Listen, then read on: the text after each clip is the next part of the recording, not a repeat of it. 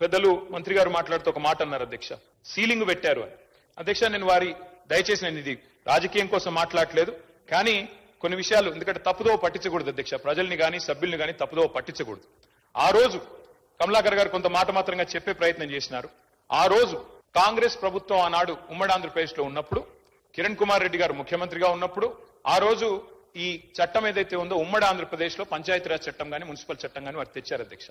సుప్రీంకోర్టులో ఏం జరిగింది అధ్యక్ష? ఇంతకీ సుప్రీంకోర్టు 2010లో రాజ్యాంగ ధర్మాసనం అంటే కాన్స్టిట్యూషనల్ బెంచ్ సరిగ్గా దానికి మించిన బెంచ్ భారతదేశంలో ఇది లేదు.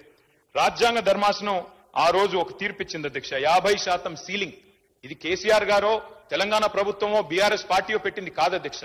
ఈ సీలింగ్ పెట్టింది సుప్రీంకోర్టులోని రాజ్యాంగ ధర్మాసనం. దాన్ని అతిక్రమించే అధికారం ఈ దేశంలో ఏ ప్రభుత్వానికి లేదు, కేంద్ర ప్రభుత్వానికి లేదు, రాష్ట్ర ప్రభుత్వానికి కూడా లేదు.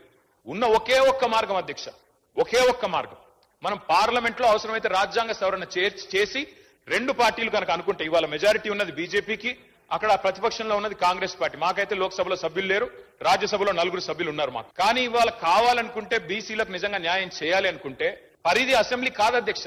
ఇక్కడ మనం ఎంతసేపు ఇక్కడ మాట్లాడినా, ఎంత గట్టిగా మాట్లాడినా, ఒకరి మీద ఒకరు ఎన్ని పంచులేసుకున్నా, పొలిటికల్ డైలాగులు కొట్టినా, నిజంగా న్యాయం జరగాలంటే మాత్రం పార్లమెంటులో రాజ్యాంగ సవరణ ద్వారా మాత్రమే, 9th షెడ్యూల్లో చేర్చడం ద్వారా మాత్రమే ఇది పరిష్కారం అయితే తప్ప వేరే మార్గం లేదు అధ్యక్ష. ఇది వాస్తవం.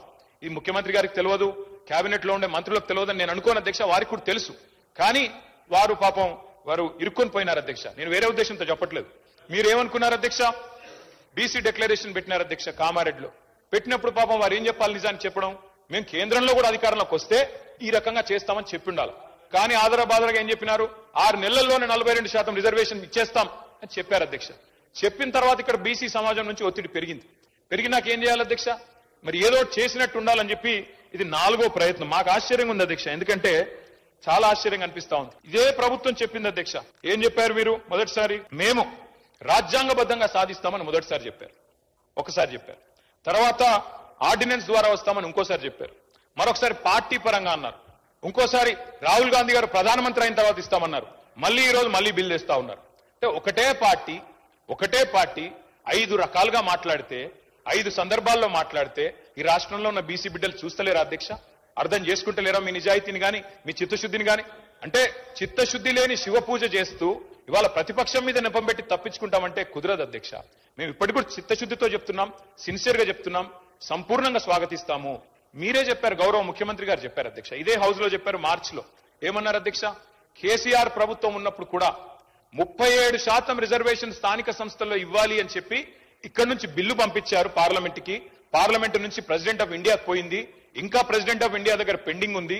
ఇప్పుడు మనం 42% సాధించాలి అంటే ఆ 37% అని పంపిన ఫైల్ మేము వెనకకు తెప్పించి ఈ 42% పంపిస్తాం ప్రెసిడెన్షియల్ అసెంట్ కోసం అని చెప్పినారు. మరి నేను అడుగుతా ఉన్నా అధ్యక్ష, ఆ రోజు మేము చిత్తశుద్ధితో ప్రయత్నం చేయలేదా? మేము 37% బిల్లు పంపలేదా? ఆ రోజు మరి అంత ప్రయత్నం చేసిన మమ్మల్ని పట్టుకొని ఇవాళ నోటికొచ్చినట్టు మాట్లాడితే ఇది మంచిదా? దయచేసి ఆలోచించండి.